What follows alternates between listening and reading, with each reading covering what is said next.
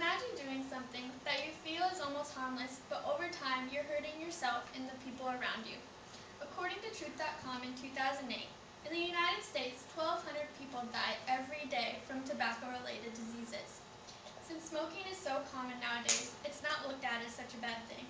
But smoking is extremely harmful for our bodies. Smoking cigarettes and secondhand smoke can cause many diseases and can even kill you, so it is a big deal.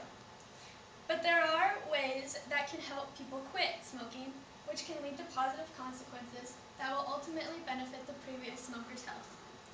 Even though it may seem like a tedious and a never-ending task to quit smoking, it will definitely benefit the smoker's health in the long run. It will benefit you and also the people around you if you quit smoking. I hope by the end of this speech that you will realize just how harmful smoking really is for you and your body, and also for people around you. And I hope that if you don't smoke, you won't start smoking, and if you do smoke, you will possibly quit.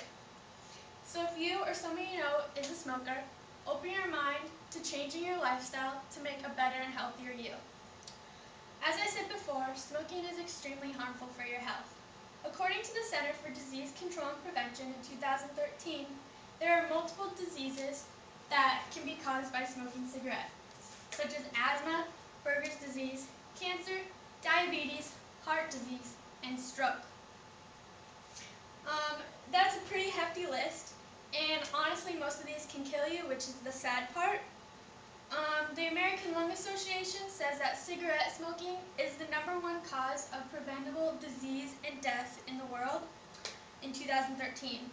That statistic is extremely sad because people are dying when they could be making better decisions for their health. It was their choice to start smoking, and it's causing some people their lives. My grandpa actually died of lung cancer because of smoking, so this kind of hits home for me. So if he would have made better decisions in his life and not smoked, he could still be here with us today. So it's kind of a big deal. Even though it's hard to believe, smoking harms nearly every organ in our bodies. It's crazy to think that a little cigarette can cause that much damage. Because it affects almost every organ in our body, you can get cancer in every organ in that body because of smoking. Also, people that smoke lose limbs sometimes because it affects those organs so bad. Smoking doesn't only affect the smoker itself, but also the people around the smoker. That's another harmful thing that people don't realize is secondhand smoke. But according to the Beverly Funds website, secondhand smoke can cause multiple things such as lung cancer, heart disease, acute respiratory effects, and many health consequences for infants and children.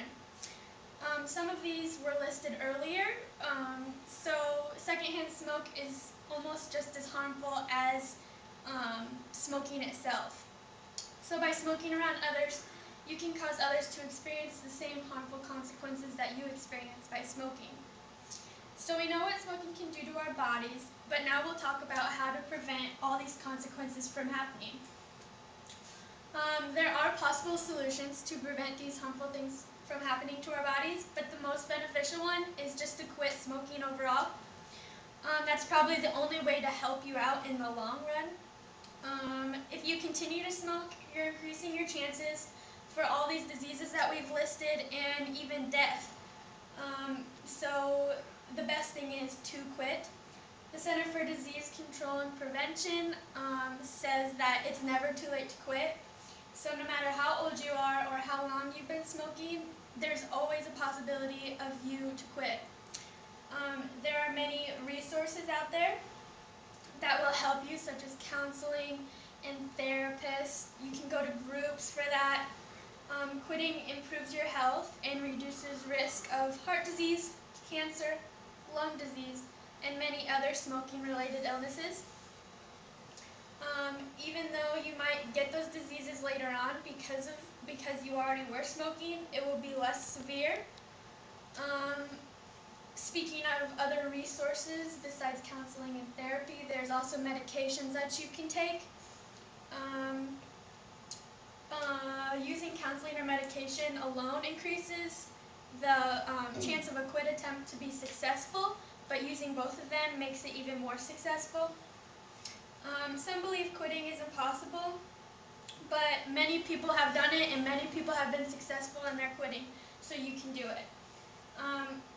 But if you're going to start to quit, look up your possibilities of help, such as medication and counseling and therapy, and see what works best for you, because there are always ways to help you quit. According to the American Lung Association in 2013, quitting often requires multiple attempts, so keep trying if you're trying to quit. Even though it may seem hard now, it will eventually get better in the future and it will benefit you in the future. Giving up smoking is not easy. It takes time and a lot of patience. I interviewed my grandmother, Alice Ewing, who had been a smoker for several years, and she eventually quit. It took her many attempts, but she eventually did it and it worked. So you can do it too. Now that you know how harmful smoking is to your body and that you need to quit in order to avoid all those diseases that we listed before, we'll talk about how much healthier you can be if you quit smoking. If you were a regular smoker before and eventually quit, you will experience many positive consequences of your decision. By quitting, you decrease the chances of getting diseases, and you even expand your lifespan. Since smoking causes immediate damage, you still might get those diseases that we listed before, but as we said earlier, they will be way less severe and they won't cause as much damage as if you would continue smoking. Quitting at any time increases the chances of not getting those diseases as well. It also decreases your chances of other people around you getting those diseases, which is extremely important.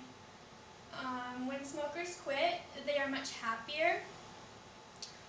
When my grandmother quit, she said she was able to do so much more with her life. She was able to be more active and she could breathe a whole lot easier. Even just walking, she could breathe easier. People who smoke and quit will begin to see those changes as well in their lives. Making the decision to quit is not only good for you, but it's also, as we said before, good for the other people around you so they don't experience the secondhand smoke consequences. As we can all see, smoking is harmful for our bodies, which we know, and even if we don't see it right away, there are multiple diseases that occur directly to the smoker and also diseases that occur to the people around them inhaling the cigarette smoke. But there are many people that quit, which is the best solution. Quitting reduces all risks, illnesses, and makes a person much happier in their lives, and they can do so much more with their lives. People who don't smoke live longer and healthier lives, so if you don't smoke, don't start. So it's important for people to quit if they do smoke, so they can experience these positive consequences too. I hope this speech helped you realize how harmful smoking really is to your bodies and to other people around you, and that if you do smoke, there are ways to quit, and there are people that will help you quit if you need help.